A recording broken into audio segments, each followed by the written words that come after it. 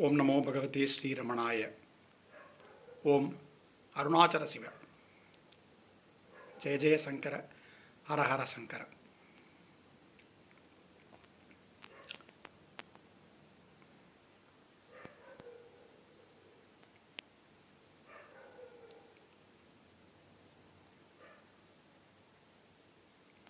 Bhagavan Sri Ramana Maharshi has revealed to the world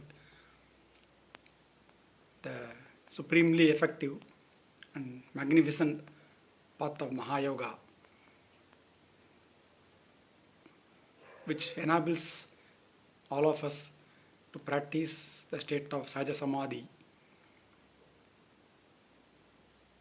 in the most easiest and natural way.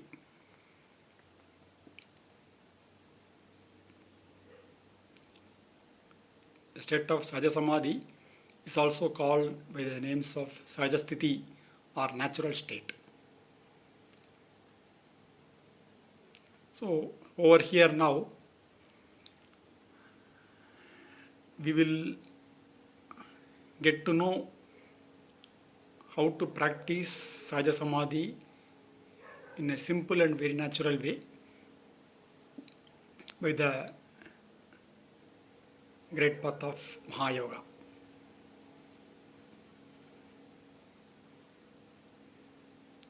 In this path, the major difference is that in the path of Maha Yoga, the major difference is that path itself is the goal. So what we are practicing now with breaks will be a permanent experience and effortless experience once the practice gets stabilized. That is the difference. Otherwise, whatever we put in effort and practice is indeed the state of Sahaja Samadhi.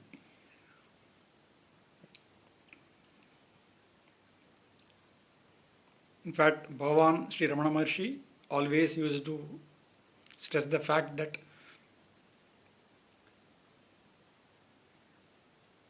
we don't have a goal at some distance which we attain by going by certain path. He always maintained that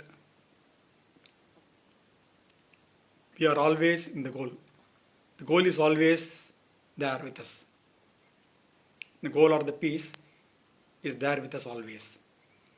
Which basically means that we are always in a state of Sahaja Samadhi.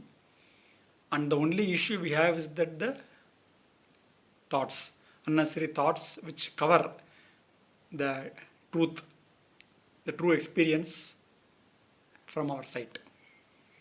So the main focus of the practice is to remove or eradicate those kind of unnecessary thoughts. When we remove those thoughts, then naturally we become aware of the natural state of Sahaja Samadhi, which is there within us all the time.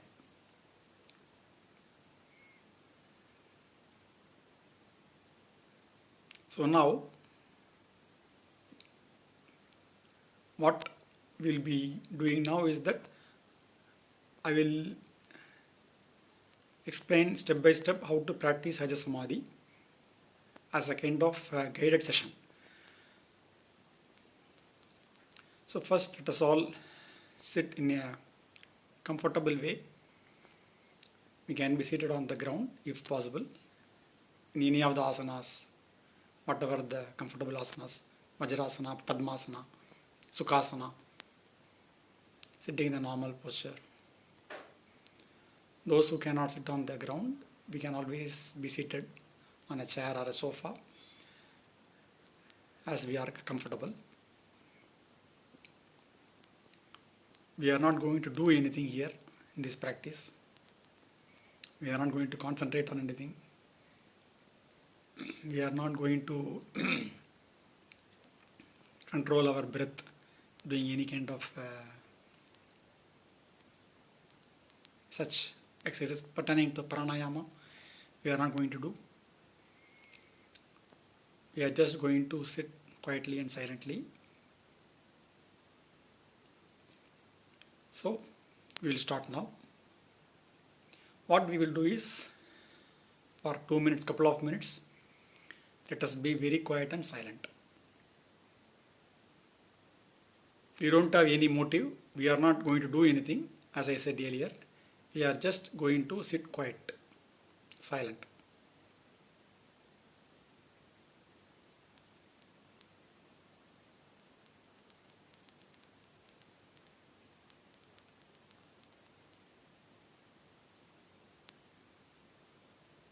So when we are sitting quiet now, as we are sitting now, what is happening is that we naturally become aware of our inner existence.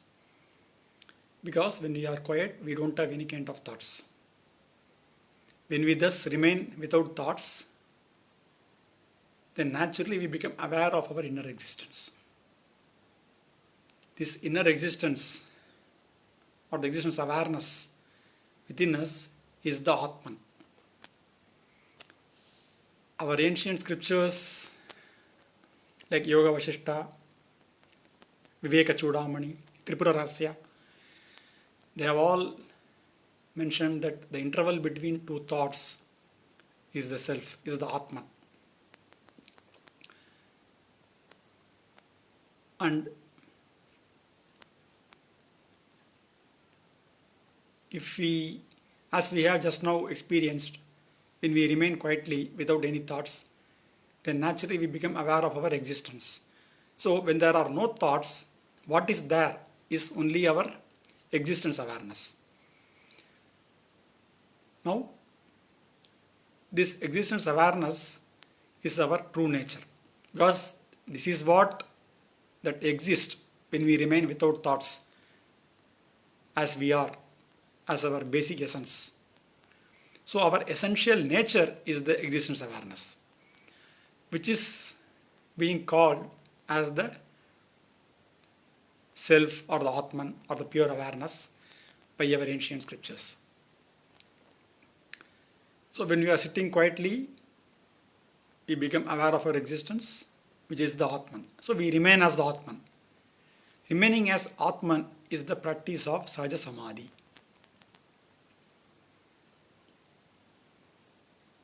Every moment of time wherein we remain without thoughts,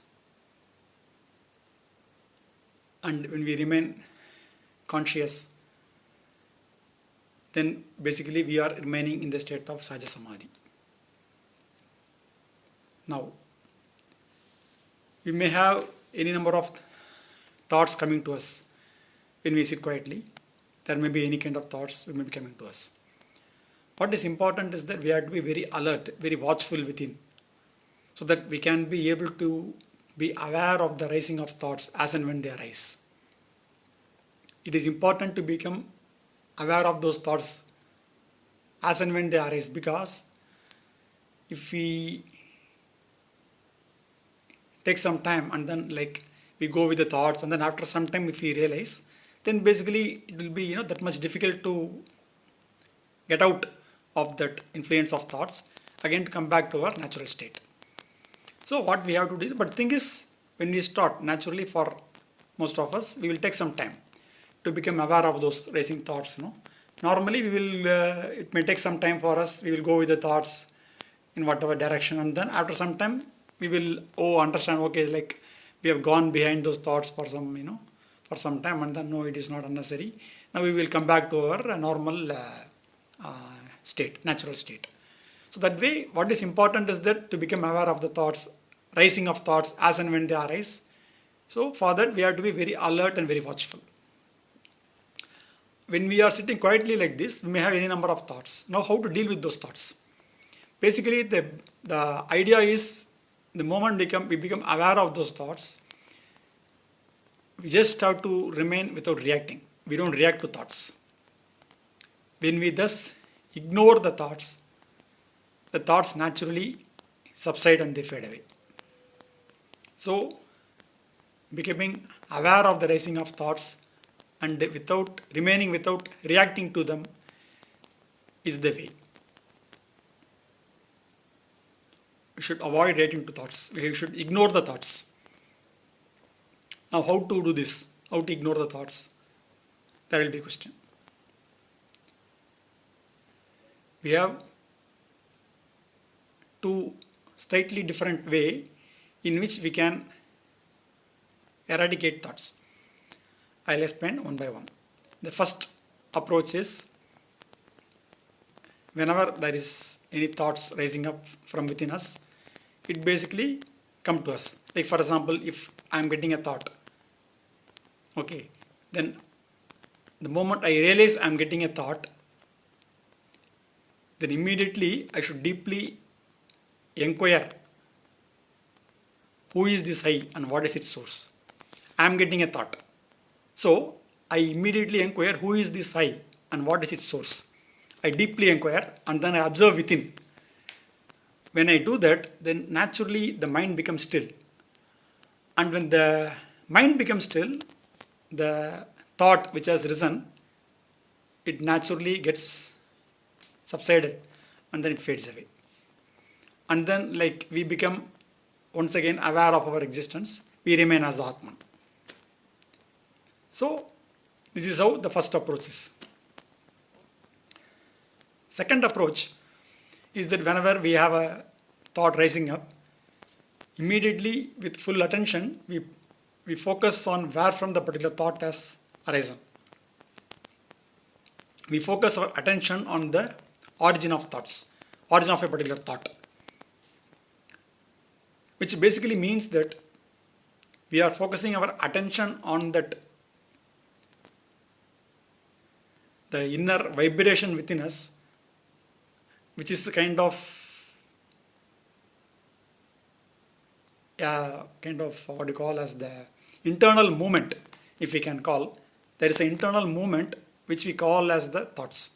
So there is something happening within. So what we do is whenever such a kind of thought process which is getting formed within us, then immediately we turn our attention to where from this particular thought process or the thought is happening. This is what we mean by looking at the source of thoughts. When we thus deeply focus our attention on the source of thought, then what happens is our mind becomes still. The thought which has come will go away, and once again we will remain as Atman. So these two are the simple ways but very effective approaches of the Mahayoga as taught by Bhagavan Sri Ramana Maharshi, by which we can remain without thoughts, we can eradicate the unnecessary thoughts. Let me explain once again these two different ways of dealing with thoughts. The first way, whenever I get a thought, I deeply inquire who is this I and what is the source of this I. I observe within, and then naturally the mind becomes still. When the mind becomes still, the thought which has arisen will subside by itself and go away, and then we once again remain as Atman or the inner existence awareness. In the second approach, whenever any thoughts come to me, I immediately inquire where from the thought is rising up or arisen. What is the source of this thought? Where from this thought has kind of originated. When I focus my attention like this, then naturally the mind becomes still. Because I am focusing my entire attention, the strength of the mind on that inner happening of the formation of thought.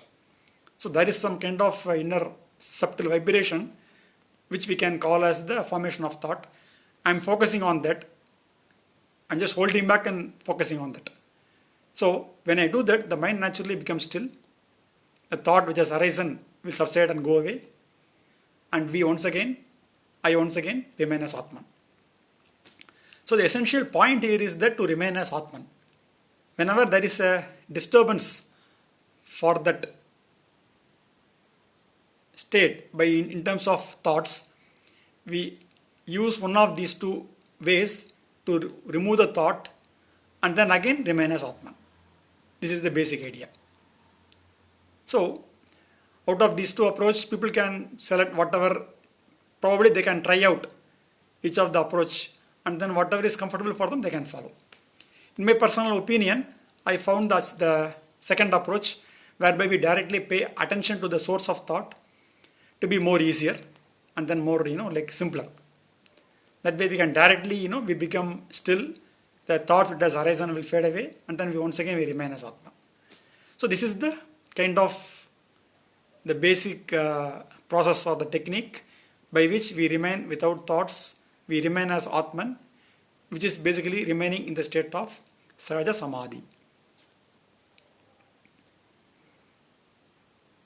Now, every day, the morning and night time, morning after waking up for 10 to 15 minutes, if we can sit quietly and do this process, it will be very good. Likewise, in the night time, before going to sleep, say sometime like within half an hour of going to sleep, if we can sit and do this process of 15 minutes, this particular practice of 15 minutes, it will be very good. So that what will happen is that all through the day, when you do it in the morning and evening, all through the day, in between, like we may not have time to sit and do it. It's fine. We can engage in all the activities, but the undercurrent of the practice which we have done in the morning and night will always be there with us during the day. And even during the day, if any issues we face in our worldly life, like there will be interaction, there will be arguments, confusion, issues. So whenever these kind of things happen to us, then immediately what we can do is we can try to be alert, watchful within, so that unnecessary thoughts, anything which may come to disturb us, we can be very attentive, and we'll be able to kind of eradicate those thoughts. This is what is very important. So we should be alert all the time within. This is very important. Whether we are in office or wherever we may be engaged with in the external world, we have to be very alert. So with that, it will be easy for us to catch hold of the rising of thoughts, and then we can easily remove them. So this is the most important practice in terms of keeping 10 to 15 minutes of our time in the morning and night time. And then whenever we go to sleep in the night, or whenever we again wake up in the morning, in those time periods we have to be very alert when we wake up and then when we go to sleep.